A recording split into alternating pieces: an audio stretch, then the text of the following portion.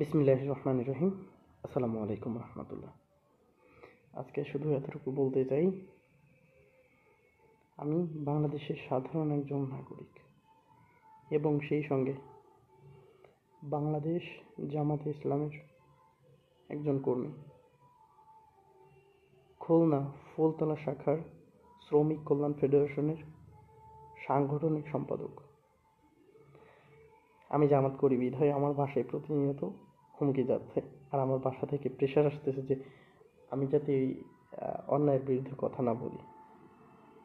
আমার যদি কখনো কিছু হয়, এতটুকু আপনারা জেনে রাখবেন, 2025 সালের মধ্যে আমার সঙ্গে অন্যায় হয়েছে, আমার সঙ্গে কারা অন্যায় করেছে এতটুকু আপনারা জেনে রাখবেন। বা যদি কখনো কোনো কিছু হয়, আমার যদি কিছু হয়, তারাই দায়ী থাকবে।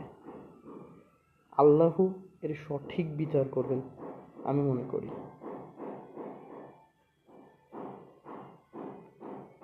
আমি বর্তমানে যে পথে আছি, আমাকে এই পথ থেকে কেউ সরাইতে পারবে না। এখন অনেকে মনে করতে পারে যে বাংলাদেশ জামাত ইসলাম ক্ষমতায় আসবে বিধায় বাংলাদেশ জামাত ইসলামে যোগ দিয়েছি। না ভাই, বাংলাদেশ জামাত ইসলাম অন্যায়ের বিরুদ্ধে প্রতিবাদী কণ্ঠে তারা কথা বলে, এবং আপনি চাইলেই সহজেই জামাত ইসলামে যোগ দিতে পারবেন না এই যে অন্যান্য দলের মতো হুটহাট করে। ভাই, আমি নাম ধরে বলি, আজকে নাম ধরে বলি, আমি গত লাইভে কিন্তু বিএনপির নাম ধরে একটা কথা বলি নাই, শুধু একটা কথা বলেছি। কোন কথাটা? আমি শুধু এতটুকু বলেছি যে বিএনপি নাম খারাপ হয় শুধু বিএনপির কিছু কিছু নেতা এবং কর্মীদের কারণে। আমি কি এটা ভুল কিছু বলেছি? যেমন জামাত ইসলামে তো অনেকেই খারাপ বলে জামাত ইসলামকে। তো জামাত ইসলামের যদি হচ্ছে কোনো নেতা কর্মী অন্যায় করে তাহলে তো খারাপ বলবেই, কিন্তু জামাত ইসলামের এমন কোনো আপনি রেকর্ড দেখাইতে পারবেন না। যদি যদি সেই ক্ষেত্রে রেকর্ড হয়, সঙ্গে সঙ্গে জামাত ইসলামের পক্ষ থেকে তাদের বিরুদ্ধে কঠোরতম ব্যবস্থা নেওয়া হয়। এটা কিন্তু অন্য দল নাই ভাই। এই জন্য আমি সবসময় আমার বিশ্বাস এবং আস্থা সবসময় জামাত ইসলামের পক্ষে থাকে। আমার বাসায় প্রতিনিয়ত হুমকি যায় এবং আমার কাছে হুমকি আসে প্রতিনিয়ত যে আমি জামাত ইসলাম কেন করি। ভাই, আমি তো বাংলাদেশের সাধারণ একজন নাগরিক, তো সেই ক্ষেত্রে ভাই আমার তো কথা বলার অধিকার আছে, তাই না?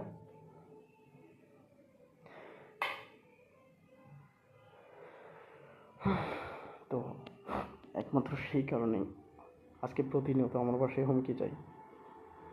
আমি নাকি বাসায় গেলে, আমি যদি গ্রামের বাসায় যাই সেই ক্ষেত্রে আমাকে মেরে ফেলবে। অনেকে বলে পাবলিক পাবলিক মানে মেরে ফেলবে। আসলে এখানে পাবলিক কই থেকে আসলো? বাংলাদেশের সাধারণ জনগণ যারা আছে, আমি তো মনে করি তারা অন্যায়ের বিরুদ্ধেই কথা বলে। আমার কি অন্যায়ের বিরুদ্ধে কথা বলা ভুল হয়েছে? আমি কি অন্যায়কে প্রশ্রয় দিব? আমার দেখে মতে আমি বাংলাদেশের সাধারণ একজন নাগরিক, তো সেই ক্ষেত্রে আমার বিশ্বাস এবং আস্থা, আমার কথা বলার অধিকার আছে। প্রতিটা বাংলাদেশের প্রতিটা নাগরিকেরই তার স্বাধীন আছে যে কথা বলতে পারবে সে। এই স্বাধীনতাটা বাংলাদেশের সংবিধানেই আছে। আপনি কে ভাই? আপনি কে আমাকে হুমকি দেওয়ার? আপনি কে? আপনার তা খাই না পুড়ি আমি, আপনি হুমকি দিচ্ছেন আমাকে? মনে রাখবেন, ক্ষমতা চিরস্থায়ী নাই। পৃথিবী পৃথিবী কিন্তু চিরস্থায়ী নাই। কবর নামক একটা ঘর আছে, এতটুকু মনে রাখবেন, সেইখানে মাত্র আপনার 3টা কাপড় যাবে। আপনাকে বেশি কিছু দেওয়া হবে না, একটু আতর লাগিয়ে দেওয়া হবে, একটু সুরমা লাগিয়ে দেওয়া হবে, সঙ্গে আর কিছুই যাবে না। আপনাকে যখন ওই ঘরে নিয়ে যাওয়া হবে, নিয়ে যাওয়ার সময় কিন্তু খাটিয়াটা সঙ্গে যাবে। ওই খাটিয়াটা কিন্তু আবার ব্যাগ নিয়ে চলে আসা হবে, ফেরত নিয়ে চলে আসা হবে। ওই খাটিয়াটা কিন্তু সেই মসজিদেই রাখা হবে আবারও, অন্য কোনো মানুষের জন্য, অন্য কোনো মুদ্দারের জন্য রাখা হবে, অন্য কাউকে ওই ওই ঘরে নিয়ে যাওয়ার জন্য। আপনি আমাকে হুমকি দিচ্ছেন? আরে ভাই, আমি আপনারটা খাই না করি, চ্যালেঞ্জ করে বলতে পারি, একদিন হইলেও আপনি আমারটা খেয়েছেন। আমি তানভীর এতটুকু চ্যালেঞ্জ করে বলতে পারি, তা আমি ওইটা কখনো মনে রাখি না, কারণ রিজিকের মালিক আল্লাহ। এক সময় আপনি আমার টাকা দিয়ে বাজার করেছেন, আপনি আমাকে হুমকি দিচ্ছেন? আমি জামাত ইসলাম করব, আমার ফ্যামিলি থেকে যদি আমার ফ্যামিলির সঙ্গে সম্পর্ক শেষ করাও লাগে তাও আমি জামাত ইসলাম করব, এটা আমার প্রতিজ্ঞা। কারণ ভাই, আমি কথা বলতাম না, লাইভেও আসতাম, যদি যদি আমার পরে আমার বাসায় হুমকি না যাইতো, তাহলে আমি কখনো লাইভে আসতাম না। হয়তো ভাই স্ট্যাটাস দিতাম, লেখালেখি করতাম, এতটুকুই। এমনি ভিডিও তৈরি করতাম, এতটুকুই। লাইভে আসতাম না কখনো। এখন ভাই প্রতিনিয়ত লাইভে আসবো, প্রতিনিয়ত অন্যায়ের বিরুদ্ধে কথা বলবো। আপনি অন্যায় করবেন, টেন্ডারবাজি করবেন, আপনার বিরুদ্ধে কথা বলা যাবে না? আপনি কে ভাই? আপনি চাঁদাবাজি করবেন, আমি চাঁদাবাজির বিরুদ্ধে কথা বলবো? এটা আমার অধিকার, আমার অধিকার এটা এটা আমি আমি বাংলাদেশের সাধারণ একজন নাগরিক, আমার অধিকার। আপনি চাঁদাবাজি করতেছেন, আপনি যারা কামাই করে রেখেছেন, আপনি চাঁদাবাজি করতেছেন। আপনারা এখন এখন থেকে চিন্তা করতেছেন যে কোন স্ট্যান্ড দখল করা যায়, ভ্যান স্ট্যান্ড না tempo stand, easy bike stand. আপনারা এখন থেকে চিন্তা করতেছেন, ক্ষমতা আসলে কি করবেন ভাই? আগের মতো সস্তা না, মানুষ বোকা না যে আপনারা হুট করে চাইলেই ক্ষমতায় চলে আসবেন। আমি কিন্তু কোনো দলের নাম নিই না, কোনো দলের নাম নিই না, কারণ আমি এতটুকু বিশ্বাস রাখি যে আল্লাহ একজন আছেন। তবে তবে এতটুকু আমি বিশেষ করে হচ্ছে বিএনপির যারা নেতাকর্মী আছে তাদের দৃষ্টি আকর্ষণ করছে। ভাই, আমি আপনাদের বিরুদ্ধে কথা বলি না, আমি আপনাদের বিরুদ্ধে কথা বলি না, আমি ব্যক্তির বিরুদ্ধে কথা বলি। কেন? আপনি এখন আপনি যদি আমার বিরুদ্ধে কথা বলেন, তাহলে আমি ধরে নিব আপনি চাঁদাবাজিতে সমর্থন করেন, এতটুকু ধরে নিব। আমি কিন্তু কারোর বিরুদ্ধে কথা বলি না, কোনো দলের বিরুদ্ধে কথা বলি না। কিন্তু আজকে আজকে বিএনপির নেতাকর্মীরাই আমার আমার বাসায় হচ্ছে হুমকি দিচ্ছে। কেন রে ভাই? আমার অধিকার নাই? আপনার অধিকার আছে, আপনি জামাতকে নিয়ে গালি দেন, আপনাকে তো কেউ কিছু, কোনো জামাতের কোনো কর্মী বলতে যায় না কোনো কথা। আমি তো আপনার বিরুদ্ধে কোনো কথা বলি না, বা আপনার দলের বিরুদ্ধে কোনো কথা বলি না, আপনার গায়ে লাগতেছে। এখানে আমি কোনো ব্যক্তির নাম ধরি নেই যে ভাই আমার সঙ্গে অন্যায় হয়েছে। আমি কিন্তু আগের লাইভে কিন্তু বলি নেই এ ধরনের কোনো কথা যে আমার সঙ্গে অন্যায় করা হয়েছে। আমি এই লাইভেই বলতেছি আমার সঙ্গে অন্যায় করা হয়েছে, আমার সঙ্গে অন্যায় করা হয়েছে। কি অন্যায় করা হয়েছে? যারা আমাকে চেনেন জানেন, আমার এলাকার যারা আছেন তারা খোঁজ নিয়ে দেখেন আমার সঙ্গে কে অন্যায় করেছে, কি অন্যায় করেছে। আমি তো ভাই কারোর বিরুদ্ধে কথা বলতে চাইনি। আমি আমার কণ্ঠ দিয়ে আমি প্রতিবাদ করেছি, এটাই কি আমার ভুল? প্রয়োজন নাই। আর ভাই, আমার একটা কথা কি, যে আমার মানে কি বলবো, এতটাই আমার পর প্রেশার আসতেছে যা বলার বাইরে। আগামীকালকেও প্রেশার আসছে, প্রতিদিন হুমকি হুমকি আমার বাসায় যাচ্ছে, প্রতিদিন হুমকি দিচ্ছে আমার বাসায়। আমি বাসায় গেলে নাকি মার খাবো, আমাকে মেরে ফেলবে। ভাই, এইগুলো যদি ভয় পাইতাম তাহলে বাংলাদেশ জামাত ইসলাম কেন করতাম ভাই? আমি গর্বের সহিত বলতে পারি আমি বাংলাদেশ জামাত ইসলাম, এবং আমি জামাত ইসলামে একজন সাধারণ একজন কর্মী। আমি জানি না, এতটুকু জানি না, আল্লাহর একটা লানত না আসলে এটা জানা যায় না বা বোঝা যায় না। আমি জানি না বাংলাদেশ জামাত ইসলাম ক্ষমতায় আসবে কি না, আমি ওই বিশ্বাস নিয়ে কখনো রাজনীতি করি না। আমি এই বিশ্বাস রাখি, বাংলাদেশ জামাত ইসলাম ক্ষমতায় আসুক আর না আসুক, বাংলাদেশ জামাত ইসলাম ন্যায় এবং ইনসাফের একটা প্রতীক।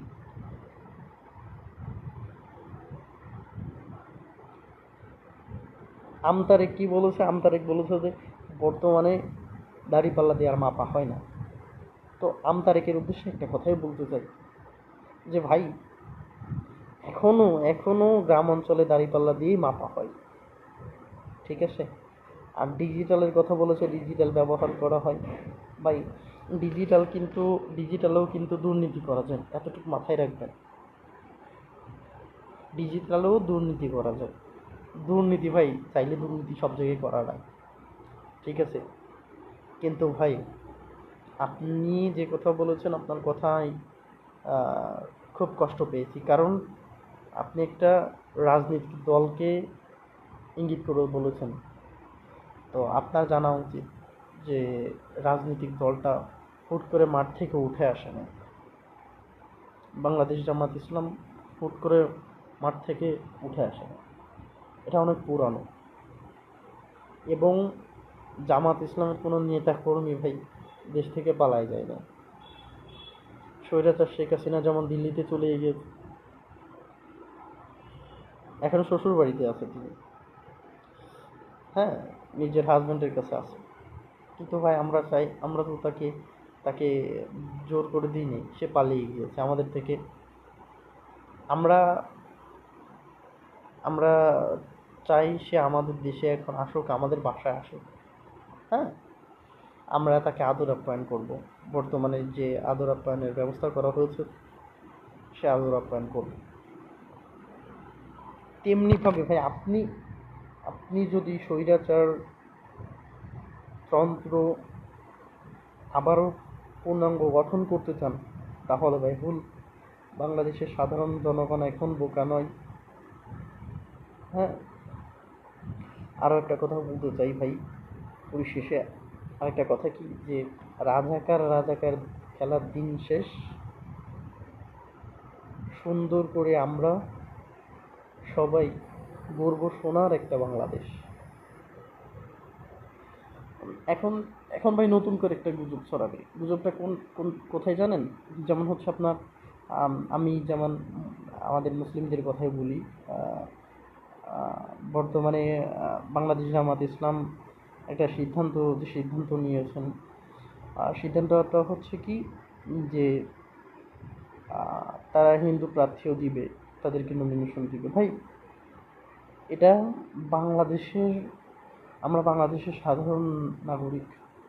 আপনি হতে পারেন, আমি হতে পারি মুসলিম, আপনি হতে পারেন বৌদ্ধ, খ্রিস্টান, হিন্দু। আমি যেমন বাংলাদেশের নাগরিক, আপনিও তো নাগরিক। আপনার নামের শেষে কেন কেন লেখা থাকবে সংখ্যালঘু? আপনি তো বাংলাদেশের নাগরিক, আপনি সংখ্যালঘু নন। আমি যেমন বাংলাদেশের নাগরিক, আপনিও তেমন বাংলাদেশের নাগরিক। তো এতটুকু মাথায় রাখবেন, বাংলাদেশ জামাত ইসলাম যদি ক্ষমতায় আসে, সব থেকে ভালো থাকবেন আপনারাই। মুসলিমদের থেকে শতভাগ নিরাপদ থাকবেন আপনারাই, এবং আপনাদের মা বোন, আমাদের মা বোন। অন্যান্য দল আসলে ভাই, এতটুকু মাথায় রাখবেন, অন্যান্য দল আসলে নারীদের নিরাপত্তা ভাই থাকবে না। কারণ গত গত যে বছরগুলো গিয়েছে, নারীদের নিরাপত্তা কিন্তু ভাই নাই, এখনো নাই। এখনো অনেকেই হচ্ছে ক্ষমতার চেয়ার পাওয়ার আগেই যে ব্যবহার করতেছে। ভাই, ক্ষমতায় আসার পরে কি ব্যবহার করবে চিন্তায় রাখেন, মাথার মধ্যে একটু ঢুকে রাখেন যে কি আসবে, তারা কি করবে। আমার মতো অনেকেই হুমকি পাচ্ছে, আমার মতো অনেকেই এখনো হয়রানির শিকার। অনেকেই হয়তো বা পরিবার থেকে দূরে আছে, তারা বাসায় যেতে পারে না। অনেকেই বিদেশে আছে, দেশে আসতে হয়তো বা ভয় পাচ্ছে। আমি এতটুকু ভরসা দিতে চাই ভাই, আপনি দেশে আসেন, ইনশাআল্লাহ ইনশাআল্লাহ আপনি বাংলাদেশের সাধারণ একজন নাগরিক। আপনি অন্যায়ের বিরুদ্ধে কথা বলেন, আপনার নিরাপত্তা ইনশাআল্লাহ বাংলাদেশ প্রশাসন ইনশাআল্লাহ আপনার নিরাপত্তা দিবে, আমি এতটুকু মাথায় রাখি। কারণ বাংলাদেশ প্রশাসন, পুলিশ প্রশাসন, যত প্রশাসনই বলেন না কেন, নির্দিষ্ট কোনো রাজনৈতিক পক্ষপাতিত্ব করে না তারা। বাংলাদেশ প্রশাসন নিজস্ব গতিতে চলে, সাধারণ জনগণের গতিতে চলে। তারা জনগণের পাশে আছে, আমি এতটুকু বিশ্বাস রাখি, পাশে থাকবে। পরিশেষে আমার বিষয়ে একটু কথা বলি ভাই। আমার যদি কখনো কোনো কিছু হয়, আমি বাসায় যাওয়ার পরে ইনশাল্লাহ আমি যাব। কারণ ভাই আমার তো ভোট দিতে হবে, আমি বাসায় যাবো ইনশাল্লাহ নির্বাচনের আগেই।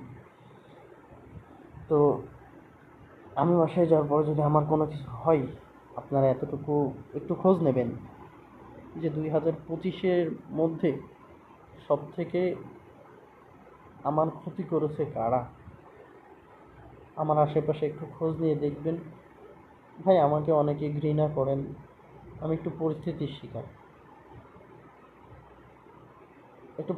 শিকার, অনেকে ঘৃণা করেন, অনেকে পছন্দ করেন।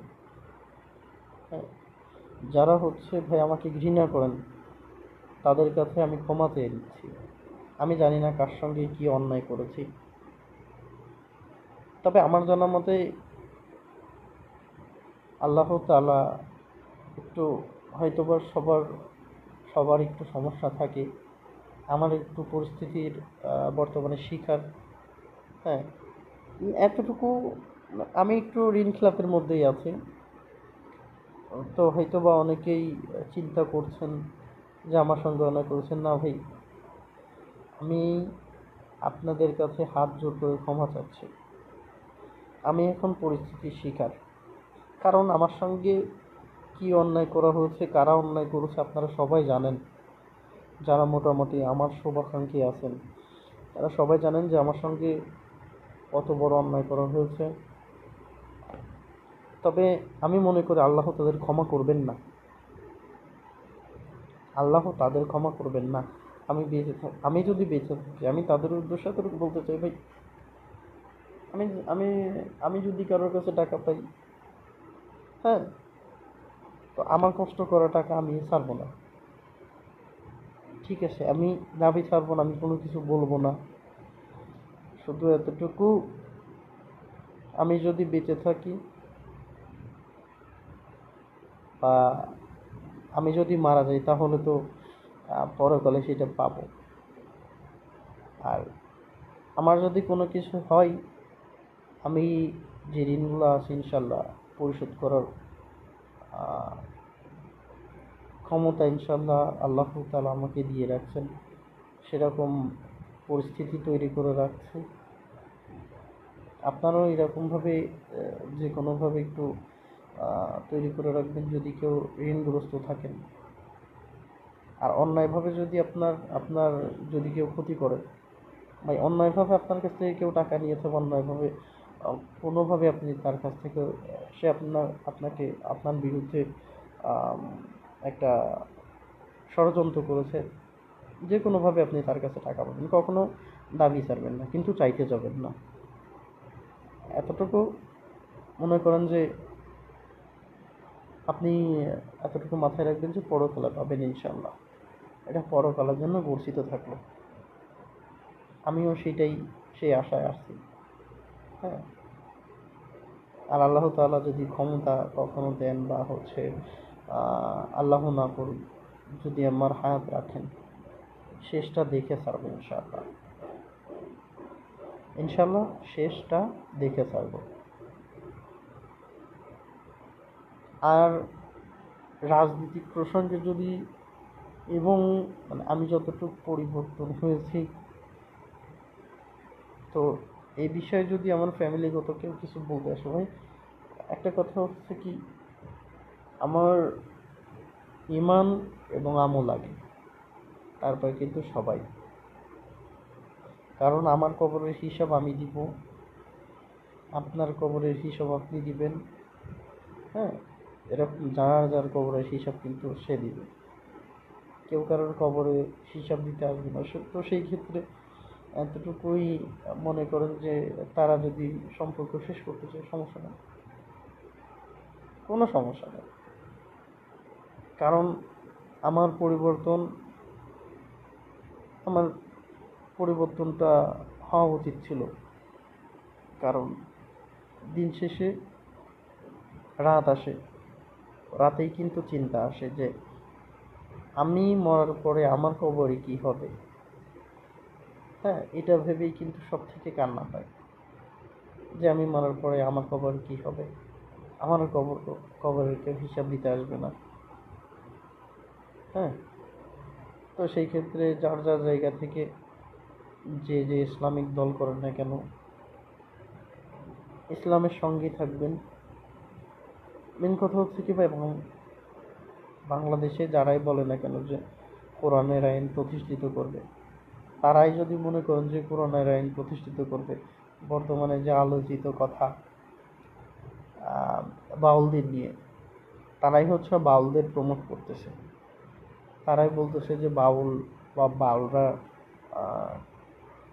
বাউলরা ঠিক করেছেন, বা হচ্ছে বাউলরা অন্যায় কোনো কিছু বলেন নাই, তাদের প্রশাসন ধরে নেওয়া যাওয়া ঠিক নয়। হ্যাঁ, আমি মনে করি আপনারা বাংলাদেশ জামাত ইসলাম বলেন, চরমনায় বলেন, ইসলামিক দলের সঙ্গেই থাকবেন। আর ইসলামিক দলের বিষয় আমার একটু কষ্ট হচ্ছে কি, সব ইসলামিক দলগুলা যদি একজোট হইতো, আমি মনে করি আগামীর বাংলাদেশ কোরআনের বাংলাদেশ হওয়ার জন্য কেউ ঠেকাইতে পারতো না। এতটুকুই আমার ক্ষোভ আছে। এখন চরমোনাই আলাদা, বাংলাদেশ খেলাফত মজলিস আলাদা, বাংলাদেশ জামাত ইসলামী আলাদা, সব হচ্ছে আকীদা নিয়ে পড়ে আছে। এই জন্য খুব কষ্ট লাগে যে ভাই, আসলে সব কেন, আমরা সবাই কেন হচ্ছে একটা একটা ছায়াতলে আমরা কেন আসতে পারি না? সেই তোমরা কোরআন নিয়েই যুদ্ধ করি, কোরআন প্রতিষ্ঠিতের জন্যই যুদ্ধ করি, তাহলে কেন ভিন্ন ভিন্নভাবে হবে? আসুন আমরা সবাই একত্রিত হয়ে কোরআন প্রতিষ্ঠিতর জন্য আমরা লড়াই করি। আপনার লড়াই আমার লড়াই, আমার লড়াই আপনার লড়াই। দিন শেষে আমি আপনি ভাই ভাই।